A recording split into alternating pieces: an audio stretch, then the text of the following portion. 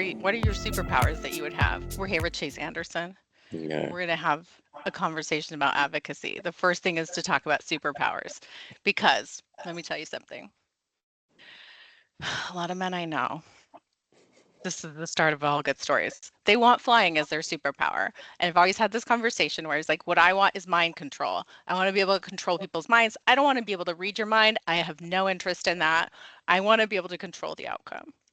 Oh, see, I'm going to throw it back to when I interviewed for med school and they asked this. I said I wanted the power to project empathy into people. So have other Ooh. people feel somebody's feelings. So when something happens or something like even joy, like anger, to be like, I actually can understand what you're going through and what you're feeling right now. So it would create more empathy between all of us. But you literally are doing that. I mean, I went out and found, I went out to work on it and be like, can I develop this? And the kids do it too. It's wonderful. Like, I love Yeah. Like you're doing your superpower. All right, Chris, what's yours? And do you do it already?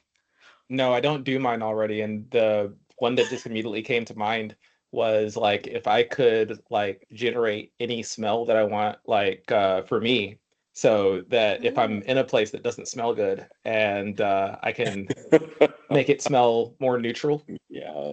then Oh, I see. I went to a darker place with that.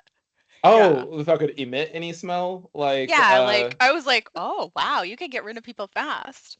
well, with years of training, with years of so the power, like it starts off with just being able to control what I'm smelling, and then uh like create smells for others eventually over years of training. Like I'm not very powerful, but I'm very dedicated. I like this. All right. That's so those are good questions. The superpower, I would change things. Mhm. I would have lots of stuff and I wouldn't have to worry. And yeah. Here for it. Yeah, but I really think if someone wanted the superpower of being able to control people, having children was not my best option. Okay, back to you. Let's talk about your advocacy work because I love it Okay. and I love everything you do.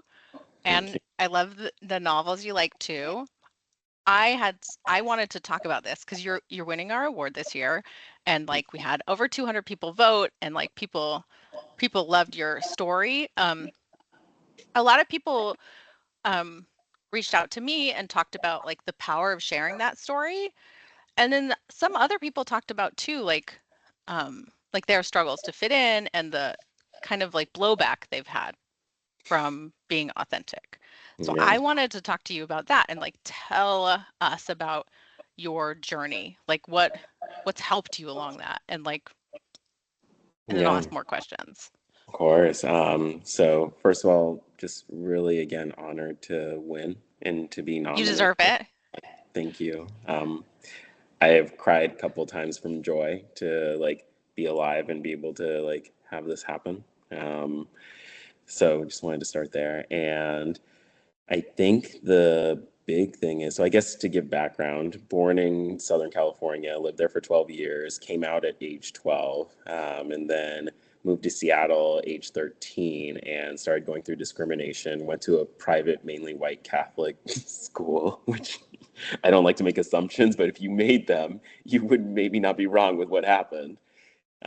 Then went to a private, mainly white high school after, and then went to MIT. And along the way, so I had developed depression and suicidality when I was in seventh grade because of bullying. And my sister helped save my life. And like having my parents too. I didn't tell them that I was depressed. I didn't like knew what was going on in some ways, but like I started having suicidal ideation and things like that. And my sister and I, we actually started sneaking into each other's rooms at night and actually talking about what our day was like. I didn't know, but we were therapizing each other. Mm. And she also was an anchor for me. So there are studies about this, but having one accepting friend or adult can reduce suicide attempts by 50%. And so went to MIT for undergrad for chemistry and met friends who changed my life. Um, because of them, they created spaces where they said, like, be you more. Like, all of us have gone through bullying. Some of us don't know how we're going to pay for college, but we are here to hopefully change the world and help people like love a little bit more. And they showed that. And I changed. I found a way to be more open.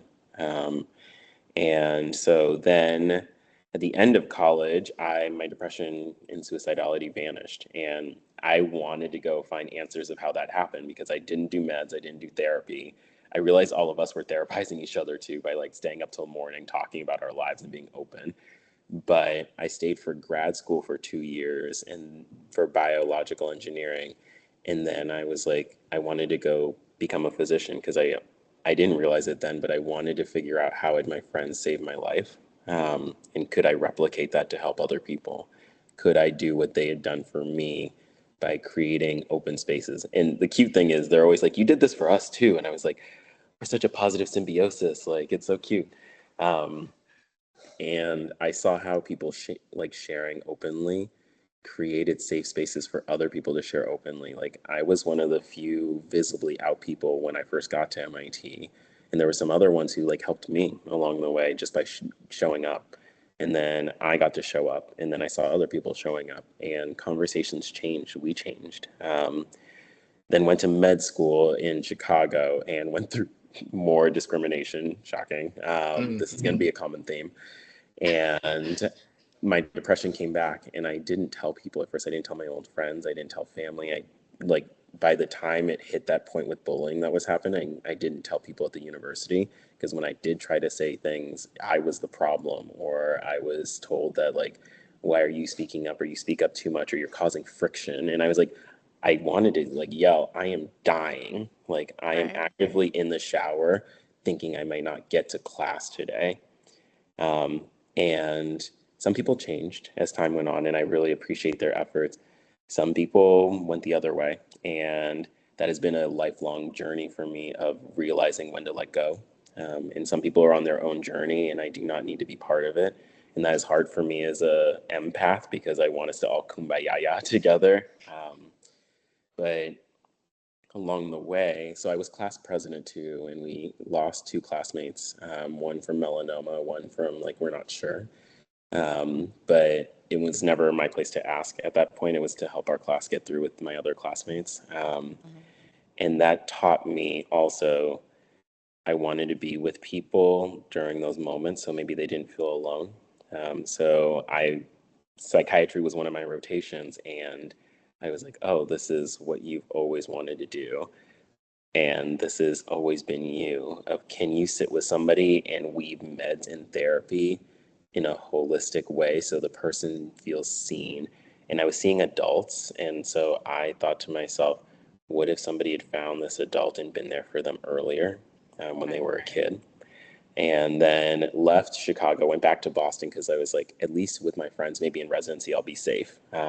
It'll be a better environment for me. I still couldn't figure out what was going on with like my mental health because when I would visit my friends, my depression and suicidality would like vanish or like get significantly better. And I was like, well, shocking. But I was like, I don't know why. Like, what is happening? I need to figure this out. And then in residency, more discrimination happened. Again, a lot of people were wonderful, and a lot of people changed, and a lot of people grew, and I found allies. That was enormous work on my part and other people's part. Minoritized people do a lot of work just to get people on the same page. And so then I stumbled across this thing with a friend or a co-resident, and it was this term called minority stress theory. And so it's this theory that like me being called the N-word is going to hit me very differently than somebody who is white. That will lead to worse mental health for me. And the reason is because we have these external stressors that then become internal. So then you start shaming yourself for things. You don't disclose your identity to other people. You try to hide certain parts of yourself. That is also with the external things still happening to you. And that leads to worse mental health. But what blocks that or mitigates that is pride and community. So what my friends at MIT had done was create pride in myself where I felt centered in my identity. And then also I like had a community where we all looked very different. But like having just people who said, I see you and love you and you can love me openly, like was life saving. So then I went to fellowship at UCSF, and because they answered my questions about discrimination the most honest. And then I've Oh, stayed as a good. faculty member. Yeah, they were like, when they were honest, I was like, oh, thank God, maybe this will be safer. So, yeah. Right. What were so curious about what that Q&A was? Yeah, so when Yeah, I let's hear what applied, they said. when I UCSF, applied are you listening? to, when I applied to residency, what happened was I asked like, oh, how is it to be like a Black, like gay person here? And I had a program director at the program I went to who was like, who said to me, oh, I haven't heard about issues around being Black, but if there were, we'd support you. And I was in that fantasy of like, maybe I can find a perfect place and like maybe I can trust this, because I was so burned out and like destroyed from med school. And so it was very I don't know if you two have seen Avatar, but it's very there's no war in Ba Sing Se kind of moment where like Yeah. there is a war in Ba Sing My Se. friend worked on the Avatar movie too at the Yes. time. Wait, it's such a good show. Like I So love it. good. So It's good. so good. And so went to that university for residency, and they had meetings about me not wearing a tie. They like talked about like if I was unprofessional for showing up in the ways I did, was I a danger to patients, things like that. And I was like, am I a like, am I in some other universe? Like even You when had a other people are saying, Zoolander moment about crazy pills. You're like, what? yeah, yeah, I was literally like, oh my God, I'm going through the same cycle again, and I'm gonna have to prove myself again. And then at UCSF, I said, what specific instances of discrimination have happened and how were they handled? What policies were used and how are you growing as like a department? And they answered that very honestly. Other places did not, and I moved them immediately down or off my list.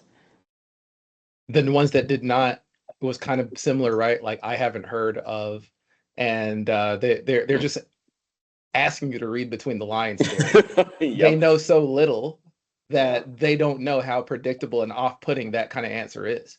Yes, and or sadly, they want to increase their diversity numbers, but they're not seeing what will happen to that person or not thinking enough about what will happen to that person if you put them through that. That same person who told me about there's no, like, if there were issues around you being Black, I talked to them about it 3 years later, and they said that they had copped out because they wanted me to come there so badly. And I was like, what you have done could be very dangerous and like actually kill people. Um, so That's yeah, super hard. Well, yeah.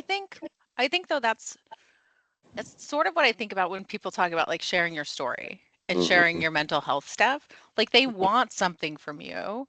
They want you to share. Like or when they're like, if you're sad, go reach out, tell people, and it's just like they don't realize the weight that people are carrying and the risk that that that goes with that, because not everybody has the support to stand up and like you don't need to fall on your sword for other people to grow, right? Yes. Why are some people not going and growing on their own, or like go to therapy and like start working it out, please? Like I love therapy. I go every week and it's amazing. So some things that I once told friends, now I'm like, oh dang, I should have boundaried that, and like that was for a therapist to hear. Like, but it helps you find your internal sense of self, because you're right, we create this onus for people to share their stories. And sometimes people, it's not safe for them. Sometimes they're not ready. It could be triggering for them and activate them again. Sometimes it could lead to backlash, like we've talked about. I'm very fortunate, and I have to speak to the fact that UCSF and my friends have been so supportive. I've experienced things online that haven't been, but I am very lucky to be here to tell that and talk about it. So, Yeah, One I thing think that's it's really amazing. inspiring, the one thing that's really inspiring is hearing about how you came out at an early age. And let's think about how different, like 12 years old today is not the same environment as 12 years old whenever like it was Hey, we're young. We are young. yeah, but I'm just saying that I don't know what decade, but when I think about the 90s it and was the the early night. Yeah. 2000s, Yep. extreme, like casual homophobia was not just casual but expected. Yeah. And it just makes me wonder, like at 12 years old, could you talk about like that decision and how like the support that you found after, like how you sustained in those days? So I came out, and I actually came out by a classmate asked if I was having dreams about guys first. One of them was like this friend from soccer. We were on the Titanic cuddling, and I woke up and I was like, oh, I get it. Like, I'd heard about gay people, and I just didn't have, You're on the Titanic? That's kind of dark. I know. I was like, did it sink after? But the dream ended and it felt really comfortable. Like, were you Um, on the door that could have easily fit multiple people? Which part of the we were Titanic? we were in a tent. That was the weird part. It was a tent on the Titanic, and I was Okay. like, all right, fantasy mind is just off in La La Land. Yeah, But you like, already started with yeah, fantasy. already I was living my best fantasy. And I woke up and I was like, oh, this feels right. This is me, and this is what I've been thinking for a long time. And then I told a classmate because they asked about like who I was into, and I said them. They went and told the whole school, and yeah. And so what happened that was really good that buffered me, and it helped with the minority stress I would have experienced otherwise, because that's an act of like it's a deeply personal act to come out, and it's a very dangerous one still, even today. Even if SF is better, but like I still have kids who it's like they get bullied in school for it. I had like about 10 or so friends who came up to me at the end of the day, and I was scared. I was like, what's going to happen? Like, am I going to lose all my friends? And those friends were like, that was a really shitty thing to do that person did. And we are still here and friends with you. And then we just started talking about it, and they asked questions. And they treated me like a person. Then I went to Seattle right after, and I was like, oh, well, it's going to be different. But what buffered me then was my sister, and my mom, and my dad was also protective in a lot of ways too. And so I was very fortunate to have that because family support and having my sister, like, really, there were times I'm going to be very open here. There were times I was like actually doing actions to like prepare for my suicide and things like that. And I would think about my sister. And I was like, you have somebody, like, keep living. You can get to college. So having those anchors helped a lot for me. Oh, and fantasy books. Because I was like, if Yeah. they can do it, I can do In it. fantasy, well, I'm glad you made it. I'm glad you had that. Me too. Also, the fantasy novels I love. Yes, right. They're so good. Like, I So wish all kids could have them. we talk to physicians a lot, and some of them, and young people right now is like a big thing in mental health. Like the kids are not doing great, and like every physician that I've talked to who's a parent lately, their kids are like struggling, right? Yeah. And some of them talk about sharing those stories. How did you start? How did you learn how to share the stories? Like, how do people like, is that something people can replicate? Like, you have like this open, like large energy, right? But like, how, like, is that something other people can do? I think this all is going to come with nuance. And I love that you're asking this because, as we like what we talked about before, some people it is very unsafe for them to do so. And so I want to recognize that and also hold that your story is your story. You might not be able to share it. And like, as long as you're not hurting somebody else actively, which again, like that happens sometimes, then please go to therapy. But otherwise, like, if your story is your story and you need to hold it in a certain way, like, you're on your own journey and that's okay.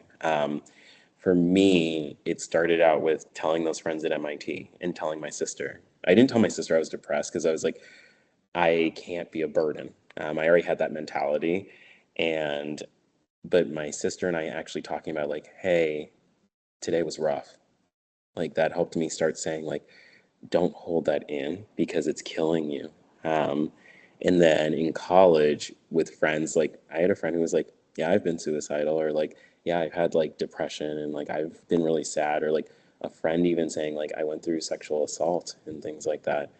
Um, just seeing that openness and how that openness changed our lives. Like I just was a bridesman recently for one of those friends, and we've been friends for 16 years now.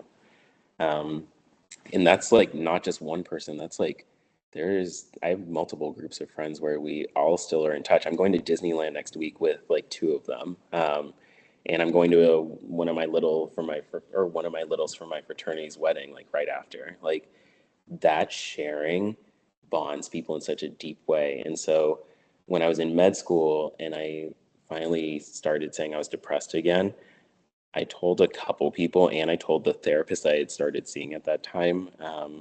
And I remember I couldn't say the words at first because I was so ashamed.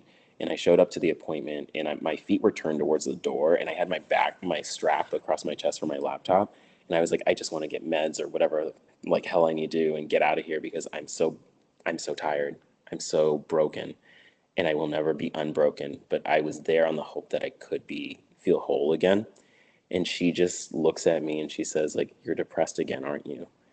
And it just gave I thought I was going to cry, but it was this release of like, I'm not alone anymore. Like, because hidden it from my friends. It was scary for them to find out once I started talking about what had happened in med school and residency. And so then I started talking about it at school more. And I had run on a platform for class president of like sharing that I had been suicidal when I was younger and like that I'd been okay. And like I had won class president off of that speech. But telling people that I'd come back, I felt so embarrassed. Instead of thinking like these systems are like hurting you and your classmates Right. and deans are hurting you. And so then I went to residency, and I had gotten out of my depression by that point. But then once things started happening again, I was like, don't hide it this time.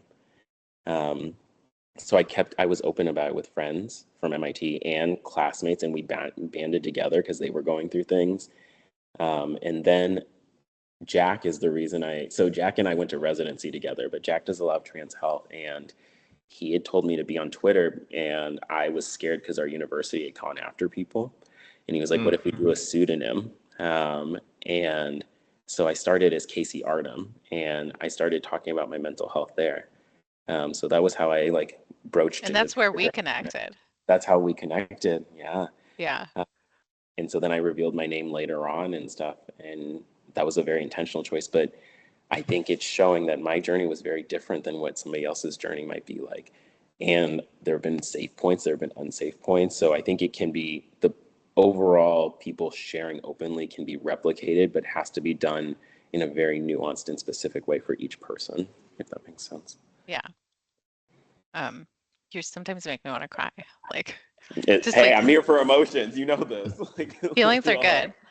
Yeah, I love I was feelings. thinking about what you were saying when it like comes back because like, Yeah. sometimes when people talk about loss and about suicide, it's like it's heavy. Like it can be, I mean, it can be triggering. Sorry to all the Yeah. people I taught in Yeah, I'm middle like, sorry, school. trigger Sorry for warning. Like, the yeah. word triggering is a terrible word, but like, but Okay. really, like, what is that like? You're a psychiatrist, like, so why is it harder the second time? Like, Um, I love this question. Nobody's ever asked me that. I It was harder because I was remembering how much my friends had done to support me and how much we'd supported each other. And I was like, the way I was trapped by that point because of things that had happened at the university, I was like, you weren't strong enough to keep it at bay. Like, and I also, for those 2 years during grad school, because my depression was gone for those times, I thought I was cured. And it was mm, such a deeply shattering moment of this is coming back and you can see it, but no, I'm fine. Like, I'm good. And even though underneath I was like, something's going wrong again. And I don't use right and wrong in psychiatry anymore, but like something is impacting my but mental your health. brain didn't get the memo with psychiatry at the time. Yeah, right. Yeah, yeah. No, no, no. My brain was like, there's something wrong with you. There's something wrong with your skin color. There's something wrong with your queerness. You are causing these problems by existing. And so I would sometimes want to text friends, like, I think my suicidality is about to come back, but I couldn't because I was like, that would betray all the work they'd done with me and all the work I'd done, and it would make it real. And I had loved who I was becoming. I was on such a like different life path when I wasn't depressed. And I'm back to Hmm. that now. Like you've seen that online with me and how I'm stepping into my own. That's 11 years after all this started because I was Right. on that trajectory earlier and I had to work back to it even because I've had a total of 6 episodes like that have been long episodes this time. I've had flash episodes too. And each one I get better and faster at. Like my last one was 3 months before, like my first one was seventh grade through college. So I learn as I go. However, And when it happens now, I'm like, oh, this is annoying. All right, we'll get through it. Like, I validate this moment. It represents a problem I can't solve. And what do I do to grow? You're like, I'm gonna feel my feelings. I'm like, oh, Sorry, I'll edit. like, no, like I feel my feelings. And when it came back the second time, or the first time came back, I remember being like, what if I never get out of this again? What if I never see my friends again? I think people don't recognize, and we can talk about this more, but when racism happens or like somebody becomes suicidal because of it or discrimination, you are not just knocking out that person if they end up like suiciding, you are rippling to like now if I like I've thought about this and it actually anchors me in some ways. If I die, like I take care of patients. I like people follow me online. Like that was scary for me to come out about that because if I suicided, would that cause a contagion on some level? Mm-hmm. Like or some people would be like Or in the now fantasy world, we'd bring you back yeah. to life just to be like, what the hell, man? Yeah, like what the fuck were you doing? Like have a seance. I would come to that. Yeah, I'd be like, look, I just want to tell you, I am coming for you. Yeah, like I'd be like, all right. I'm like, I already have to clean up after this. Right. That's the thing. Is like I think we don't recognize it shows that we are not thoughtful about other human beings in some ways of like when somebody dies, like that is a huge deal. And it ripples to like friends, family, like it creates shocks. So that's what was hard about the first time it came back. Now when it comes back, I'm like, I will survive this, but some people don't get to that point. Right. And I will be with this as I go through. So my mentality has shifted even. Yeah, that's So, a huge difference. and it makes me think about like with things having ups and downs and going in and going out. One thing that I wonder about is also the psychological safety, the feeling to be able to talk about this and advocate. Are there times when you feel less able to talk about it, but then can overcome it, like walking into a certain type of room or thing? I wonder what the mindset is to build up to being able to get over a low in that moment with the advocacy component. Yeah, I love that. The thing I hold in my mind is if I don't talk about this, will I look back and wish I had? Um, if I don't talk about this, like I was seeing things about physicians like suiciding, and I was like, I actually shamed myself because I was in a depressive episode once I like was in med school and this was starting to happen, and I was like, I can't even talk about this. Like, what if I talked about it earlier to help other people? Um, and so I anchored to the thought of it hurts to talk sometimes. It is hard, but maybe I can do it through writing. Maybe because like Janae, like I love to write, and that's Yeah, actually like that's you're where my good at voice it. is.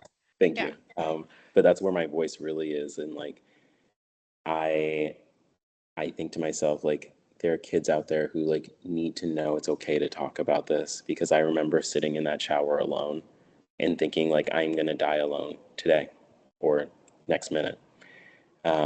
And so part of my depression, which is, we'll talk about this in a second, but like I'm actually much calmer than I used to be. And I didn't realize even like outside of depressive episodes, I was like pretty anxious. So Janae's seen this online, but like I've become more settled in some ways and it's You freaked are. people You're more out. you have I'm so chill now. this so chill. Yeah, I'm like, and but it's freaked people out because before, when I was out of depressive episodes, I was much happier and exuberant. And now, because I actually feel finally settled, I'm quieter. And so people have been like, are you Are you suicidal okay? now? And I'm like, no.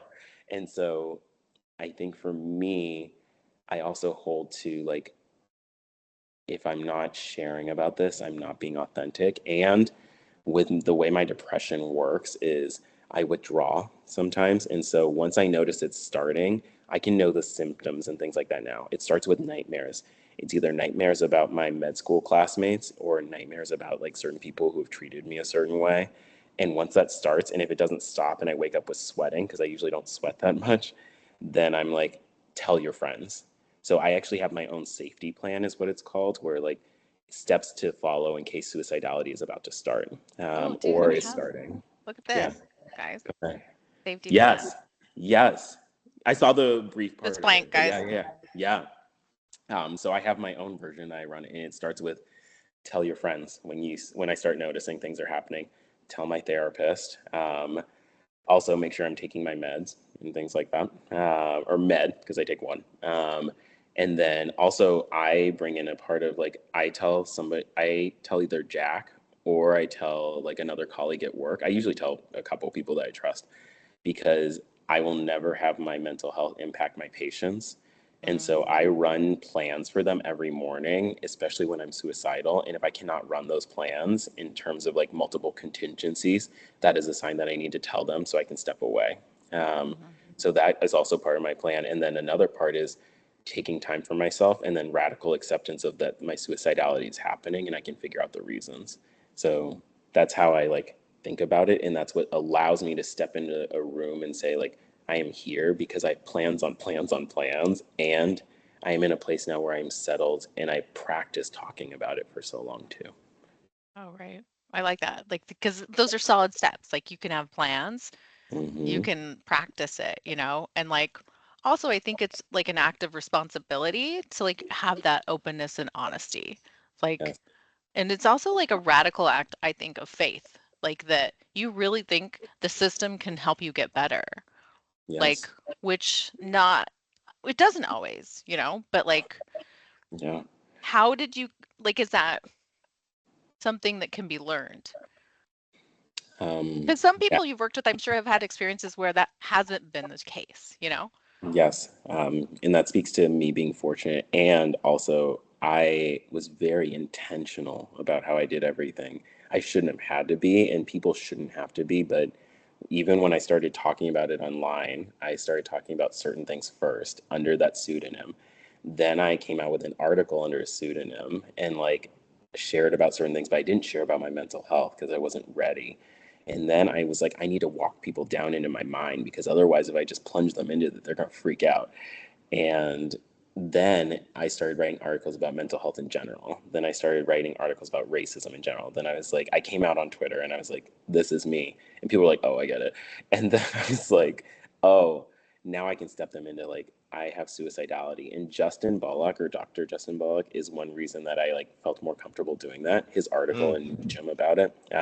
So it was one of those another moments of like, he and I knew each other from MIT, and he was like, I knew who you were on Twitter once you showed up, even under the pseudonym, because he's like, you talk in a certain way and you write in a certain way. It was very cute. But he Um, didn't out you, so no, he didn't, and some people knew, and so like it was very few people, but some people knew, and they didn't say anything because they knew what I was building towards, and I want to give a shout out to them because some people on Med Twitter knew, and like other places, that was huge that they let me like have that moment because that did would have been Jessie how. Gold knew? Because she nominated you. Um, She's your biggest fan. she she didn't. I love her, first of all. I don't think she knew, or maybe I did tell her. There were a couple people I told too, because I was like, I actually could trust them. Mhm. And what I saw happening was people then had faith in that I was doing like they were, they went along with me. They're like, we trust this person, which then gave me more heart to be like, I can be a little bit more honest. And like, Janae, there have been horrible things online sometimes. I left Yeah. for 8 months one time. Whoa. Yeah. Um, and not to say I didn't have a part to play in that. We all did. However, there are certain things that have happened online that like knocked me back. It's almost like what I talked about before, where like when I have a depressive episode or go through racism, it takes me off track from where I was going. Right. And so, but I've always had people who say like, thank you, or like, I love you. And then I'm like, I can come back to this again. I can like have a little bit more trust and a little bit more faith. I can be a little bit more open because maybe some kid or kids or people online will not have to go through this much work just to be open. Right. Um, so that's where that comes from, is like, it's a stepwise process that like leads, gains lead to gains in a lot of Right. ways. So I think, one thing, oh, Chris, go ahead. I have a question after that. Yeah. you go ahead. You go. No, you Mine go. might. Okay. All right. Okay, Well, thank mine. you. Thank Oh, you. you go. You go. All You. right. I'll take it. I'll I'm take gonna it. drink my bone broth. Okay. I'll drink afterwards. Um, One thing that really stands out in the story is being within a healthcare environment, but having a plan and having a way to operationally like acknowledge like, hey, there are times when it's not safe for me to function the way that I normally would, and I have that backup and support. And it just makes me curious among the physician community and the medical community, like how can, because it's not that's not the case that we see, like where it's highly stigmatized. People, yeah, so how do organizations start working towards overcoming that stigma, or where would you start? Like it's just, I'm curious. Ooh, that's such a good question and a huge one that we could spend like hours on. What I would say is the thing I've seen work best with people and to help change minds and hearts is people sharing their personal stories with facts. That's why I like writing, because I can bring in like my personal narrative and then I give you facts about it. And like, oh, mental health is affecting this many, like this percentage of physicians. I've seen people change their minds about things because of that. So, how do we do that around like self-disclosure? How do we create like that openness where people can share, and then also we have stats to back it up? So you talked about like the work that you're doing in the mental health space and just the healthcare space of like bringing data and research. So how do we unite that with people's stories? And that's why I love memoirs and things like that about mental health, because it brings that together. So how do we get people to read those kind of things, or like short articles, and introduce it early? Like how do we introduce it into the like medical system and training of like medical trainees early, so then they're like, and have people who are comfortable coming to self-disclose. So then it sets a different tone of like, hey, mental health is just as important, and like let's start talking about it early and hear facts about it. Because if you don't think it's going to happen to one of your classmates, hear facts that it's going to. And how do we help? And we could lose people if we do not do this. So why are we not treating it the way that we treat heart disease or like heart attacks or like cancer, where we move quickly on things? Why are we not doing that in our medical system and medical training for mental health? I like that view, and I And like that's that. why I started a nonprofit. It's fine.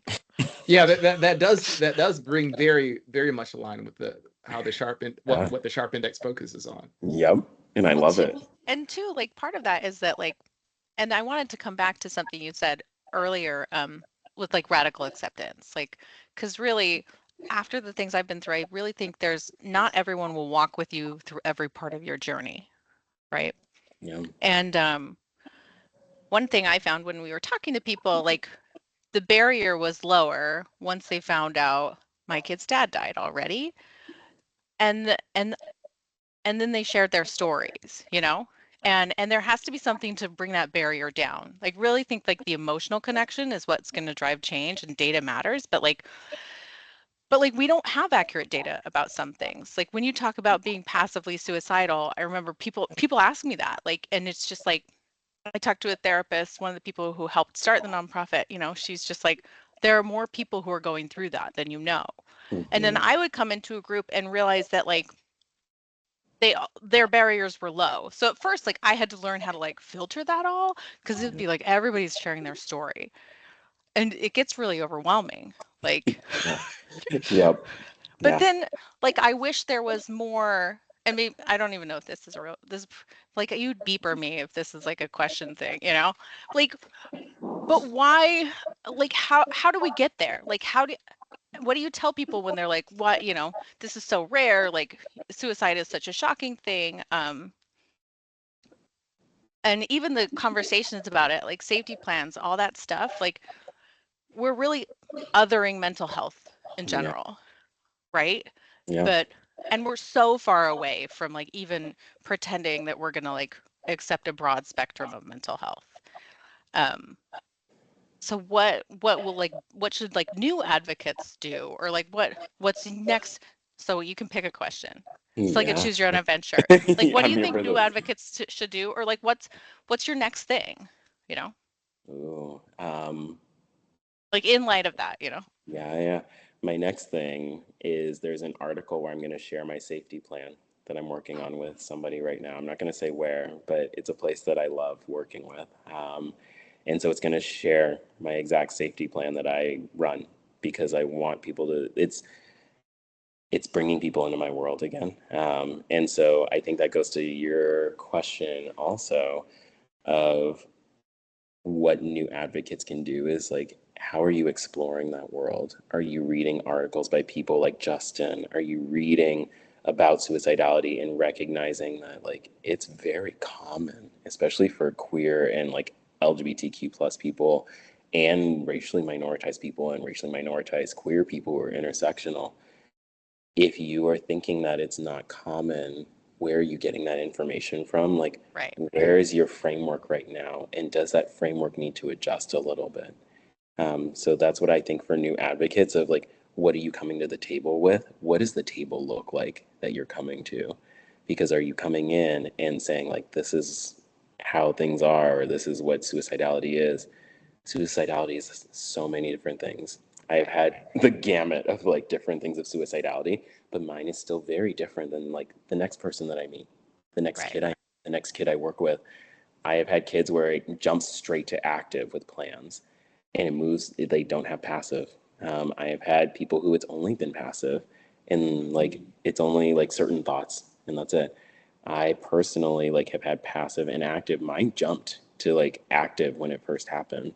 It didn't start out with like, I don't want to be here. So I'll add the other thing, like, Yeah, yeah, so my kid asked me, like, yeah, yeah. my younger kid, my second kid who was suicidal, was like, is it normal for a kid who's 7 to be suicidal? That's not even normal. And and like I remember it being like a parenting moment where I was like, he's like, what kind of kid does that? I'm like, well, I would say of kids whose dad died by suicide and like you're going through a big change, like probably like most of them, 100%, I would say, think about It's, it. yeah, Like, and that's the thing is like so many people think about it and then they're either have experienced shame about it and so they stop talking about it, or there are people who go through it and they don't even know what it really is, and so they're right, just trying to navigate until they hear somebody else talk about it. So I think that's another thing is like when you're advocating, how are you letting somebody share their story of their suicidality or mental health without your judgment, because they already have judged themselves enough? right, What does it mean for us as a society to simply sit and listen and take that in? And also boundary ourselves. Like you saw what I just did. I boundaried myself where I was like, oh, we shouldn't talk about techniques. Like we right. need to edit that out. Or you've also seen me where like I'm very careful about how I talk about my suicidality. So like how do we help elevate our conversation? Because I think people are still, what I've seen is people are still learning the words to describe suicidality for themselves and our society. Our language is very imprecise and we're trying to like, we're rushing to catch up with precision as well. Oh, I've seen that too with like my own kids. They get, because they really got obsessed with it, but Uh, also they want the structure of like language to be able to understand it. Yeah, language is power. Language is a way of describing our internal sense of self and how we communicate with the world as well. Right. Right. I'm One ready thing to, yeah, go ahead, Chris. I'm sorry, I know we're past No, time. I was just I'm saying, here like, for it. I I want to love have other this. conversations too. So like I'm okay. I just so Ask him a and question, one more question for on camera, and then I'm Let's do stopping it. recording. Yeah, okay, I have to ask, knowing that in advocacy, especially like within entrenched organizations, it can be intimidating. It can feel very lonely, not knowing that there's other people fighting for the same thing on your side, if not within the same company or institution, at least like just broadly. And I wonder about what new advocates can do to find community and what they're focusing on. yeah. So there are places like honestly, like the Sharp Index, following them. Oh, Um, we're fun. yeah, like they're fun.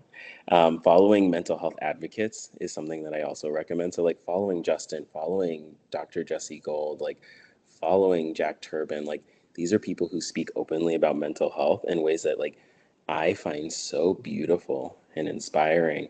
And that doesn't, I don't want people to just like only follow physicians, but like following other people who speak about their stories, people who are talking about mental health, because what we're all trying to do too is like build our own way of doing things by watching other people and like figuring out what works for us. So why not read those memoirs? Why not like find those other people online or in like personal spaces that actually are doing this work or talking about it? Because then it helps you build your own way and try things out in a maybe safer way.